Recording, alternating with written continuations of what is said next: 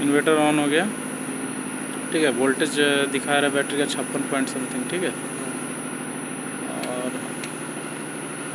देखो सब तीनों फेस में इतना सप्लाई आ रहा है, बराबर है 50 हर्ट्ज, ठीक है।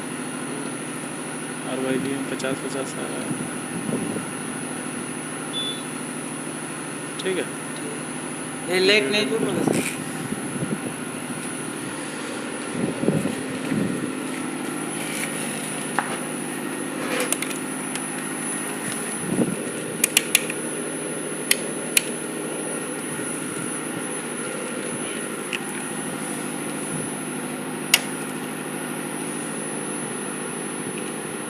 देखो एक इधर कितना है,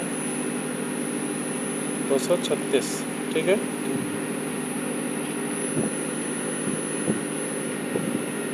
237, ठीक है। ये न्यूट्रल और फेस का है,